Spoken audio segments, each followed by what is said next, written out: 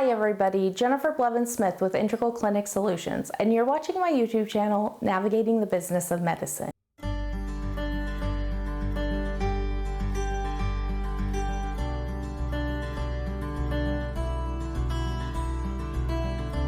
Today I want to talk about place of service billing.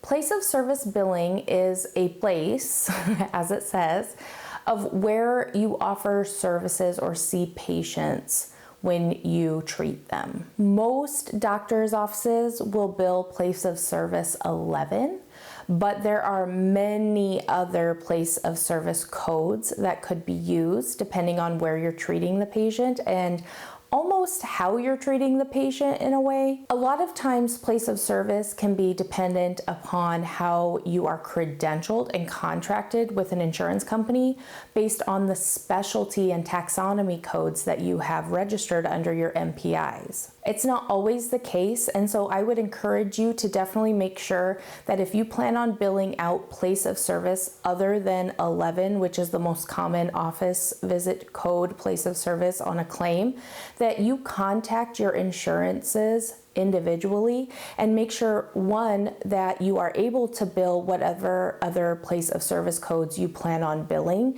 and two, if there's anything that they need from you in order to be able to cover those, whether it's adding some or changing a taxonomy code, or if you are going to be required to add modifiers when you bill with a certain place of service. That's very common.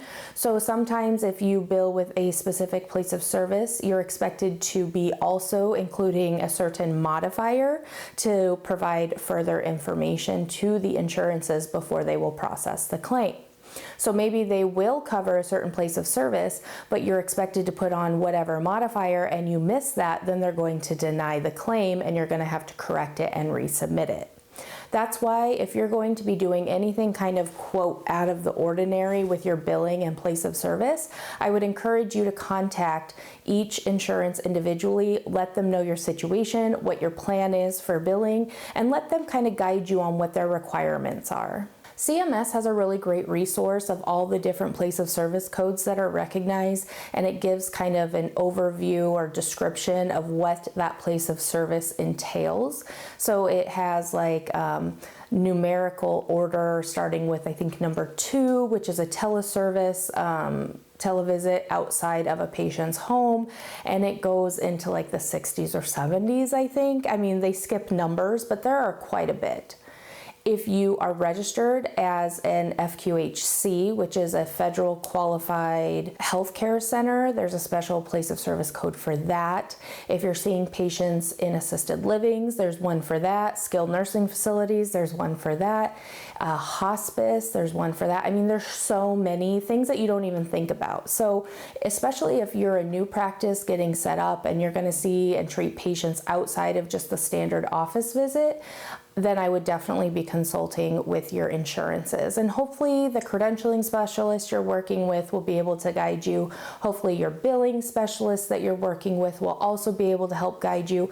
But I still encourage you to do your own diligence and be contacting these payers, provider relations, and asking those questions. Also, if you're offering any kind of services, whether it's face-to-face or some other way to inpatient patients, like in a hospital, then that has its own group of stuff and how to bill it, and it can get kind of complex. So it's not just so easy of being like, oh, I'm just going to change the place of service now on my claims and send them out, or oh, I can just, do what I feel and change it each time. It could be that easy, but I encourage you, instead of just kind of being cavalier about it, that you do your research and you understand, because it can affect your claims tremendously. Also, as I discussed in a previous video, sometimes based on your place of service, you have to bill specific CPT codes, or you're not able to get certain CPT codes covered. So you might be able to bill place of service 11 if you're in urgent care for specific payers, and they will cover like all the CPTs you bill, but maybe if you bill the place of service 20 with a different payer, they only will allow you to bill a specific CPT code and no others. And so that's why it's super important not only that you understand the place of service on how you're contracted and what's set out in your contract, but that you're understanding what's expected of you in regards to billing practices based on what place of service you're billing and to which insurances. Because it can get a little complex, especially if you are billing multiple different places of service for different payers and trying to keep track of that, ensuring that your billing specialists and your staff are aware of that you're following any of the requirements, modifiers that are needed, CPT codes, and keeping cheat sheets and documentation is always helpful. But these are things that people don't know about, especially providers when they open their own practice, and they just start doing things the way they expect or that seems very logical, and then they end up finding out it's not so easy, and then they end up having to backtrack, and they've already submitted all these claims that have to be corrected, and it kind of creates a big mess in the process of still trying to keep up with your everyday stuff that you're doing. And so I just encourage people to look this up, understand it, do your due diligence before you start seeing patients, before you sign those contracts. Ask these questions, write this stuff down. Place of service is huge. I will try to put some links in the description of the video for resources for you to go and kind of look up this more if you're not familiar with it. Again, I feel like this is another topic of you don't know what you don't know.